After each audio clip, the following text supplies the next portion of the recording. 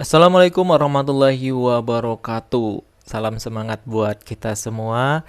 Sebelumnya saya mengucapkan terima kasih telah membuka video ini dan semoga apa yang kita harapkan ya teman-teman dengan membahas soal-soal P3K dengan menonton YouTube ataupun membahas soal-soal di buku paket yang dijual di toko-toko buku, yaitu semoga nanti bisa menambah pengetahuan kita tentang tipe-tipe soal P3K, dan insya Allah pada saat seleksi nanti bisa mempermudah kita dalam menjawab soalnya dan apa yang kita harapkan bisa lulus P3K. Amin ya rabbal alamin. Oke, baik teman-teman, ini adalah video saya yang membahas soal P3K yang saya ambil dari kisi-kisi resmi tes P3K dari Pustaka Baru Press. Oke, saya juga sebelumnya udah membahas soal-soal P3K, bisa dicek juga video-video yang telah sebelumnya saya upload gitu ya teman-teman. Oke, baik.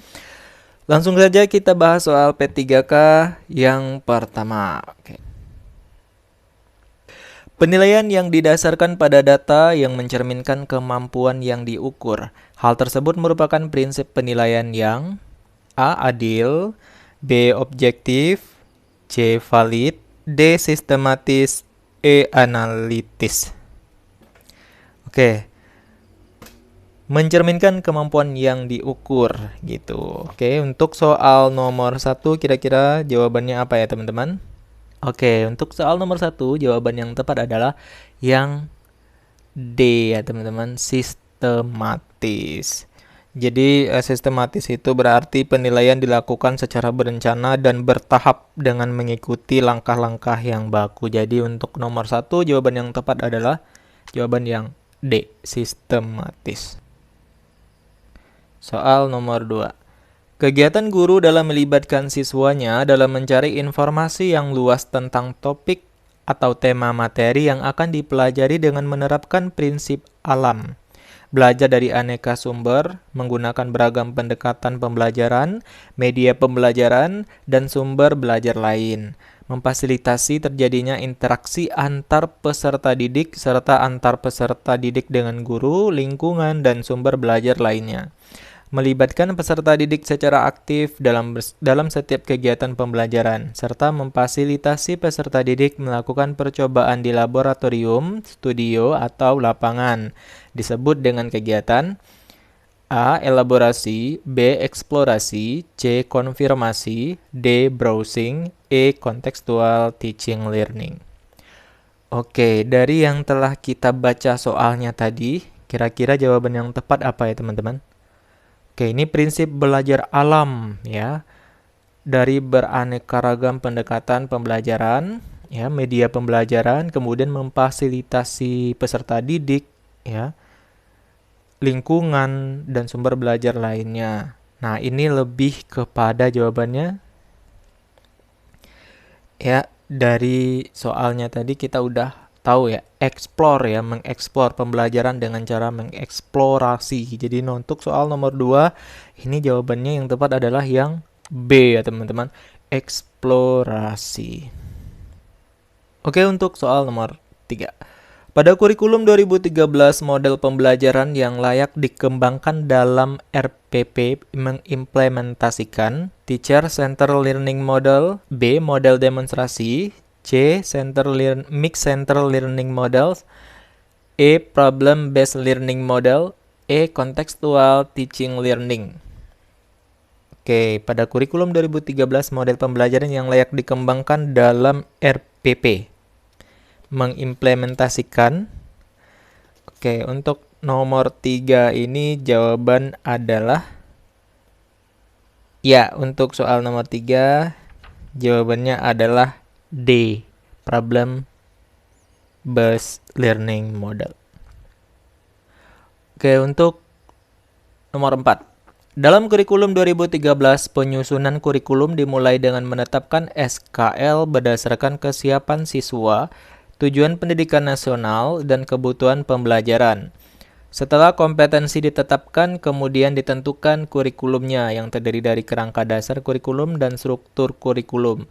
Selain itu, terdapat beberapa faktor yang harus dikembangkan antara lain A. Tantangan internal dan eksternal, B. Responsibility, C. Reinforced, D. Enriched, E. Contextual teaching learning.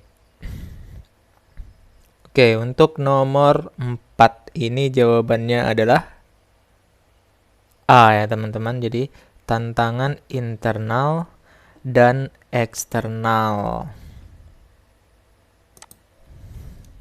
Di untuk nomor 4 jawabannya adalah A. Pada kurikulum 2013, proses pembelajaran menggunakan pendekatan saintifik. Artinya, ya kita pahami ya teman-teman, saintifik ya. Saintifik ya. Kurikulum harus mengandung hal-hal baru sehingga dapat membantu siswa untuk dapat mengembangkan setiap potensi yang dimilikinya. B. Menyeleksi nilai dan budaya, mana yang perlu dipertahankan dan mana yang harus dimiliki oleh siswa.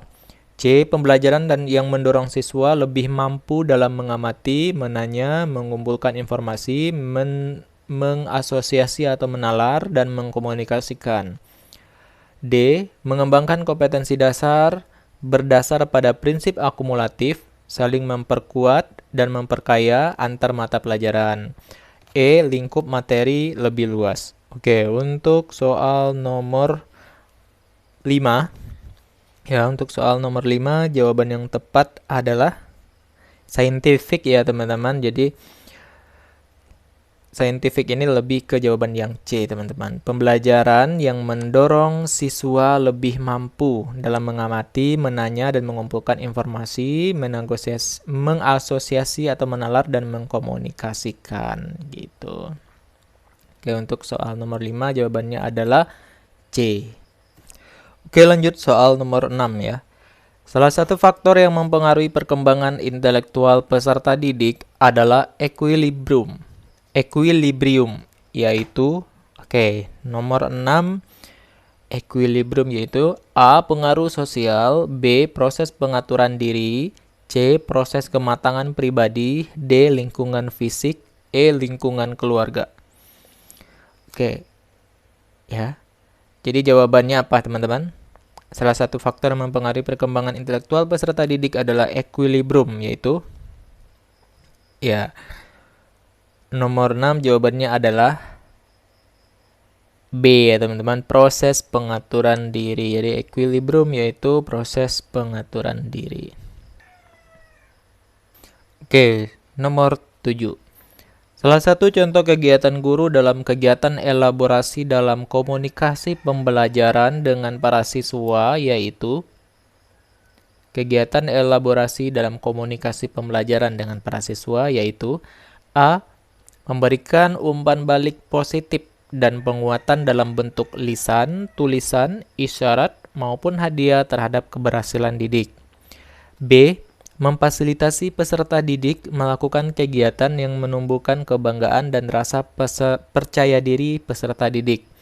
C. Memberikan konfirmasi terhadap hasil eksplorasi dan elaborasi peserta didik melalui berbagai sumber. D. Memfasilitasi peserta didik melakukan refleksi untuk memperoleh pengalaman belajar yang telah dilakukan. E. Memfasilitasi peserta didik untuk memperoleh pengalaman yang bermakna dalam mencapai kompetensi dasar. Oke, jadi untuk soal nomor 7 ini ya, kegiatan elaborasi dan komunikasi pembelajaran dengan para siswa, lebih tepat jawaban adalah yang B ya teman-teman. Memfasilitasi peserta didik melakukan kegiatan yang menumbuhkan kebanggaan dan rasa percaya diri kepada peserta didik. Jadi untuk soal nomor 7 jawaban yang tepat adalah yang B. Oke, kemudian soal nomor 8. Yang ditekankan dalam strategi pembelajaran interaktif adalah interaktif ya teman-teman. A. Membangun inisiatif individu, kemandirian dan peningkatan diri. B. Diskusi dan sharing di antara peserta didik. C. Pembelajaran didominasi arahan dari guru. D. Proses penyampaian materi secara verbal. E. Semua jawaban benar. Oke, untuk nomor 8 jawabannya adalah B ya teman-teman, diskusi dan sharing. Jadi lebih interaktif. Oke, kegiatan pembelajaran menggunakan masalah sebagai langkah permulaan untuk memperoleh pengetahuan baru berdasarkan pengalamannya yang dimulai dengan pertanyaan penuntun dan pembimbing peserta didik berkolaborasi untuk mengintegrasikan berbagai subjek dalam kurikulum. Pembelajaran yang dilaksanakan oleh guru merupakan strategi pembelajaran A. Project-based learning, B. Kontekstual, C. Discovery learning, D. Problem-based learning, E. Inquiry learning. Oke, untuk nomor 9. Untuk nomor 9 jawabannya adalah Project-based learning ya teman-teman. Jadi jawaban untuk nomor 9 adalah A. Seorang guru melaksanakan kegiatan pembelajaran yang mendorong semua peserta didik mengemukakan ide dan tanggapan terhadap sebuah skenario secara bebas, sehingga dimungkinkan muncul berbagai macam alternatif pendapat. Kegiatan yang dilakukan guru tersebut merupakan implementasi strategi pembelajaran A. Project-based learning, B. Inquiry learning, C. Discovery learning, D. Cooperative, E. Problem-based learning. Oke, untuk soal nomor 10 ini adalah jawabannya E ya teman-teman, problem-based learning. Oke, terima kasih teman-teman telah menonton video ini. Jangan lupa di like, comment, dan subscribe ya teman-teman. Jangan lupa juga ditonton video-video yang lainnya. Semoga dengan menonton video-video yang berkaitan dengan soal-soal P3K bisa menambah pengetahuan kita dan memudahkan kita dalam tes seleksi nantinya. Dan semoga apa yang kita harapkan tercapai dan terwujud sebagaimana mestinya. Amin amin ya rabbal alamin. Oke, terima kasih. Assalamualaikum warahmatullahi wabarakatuh.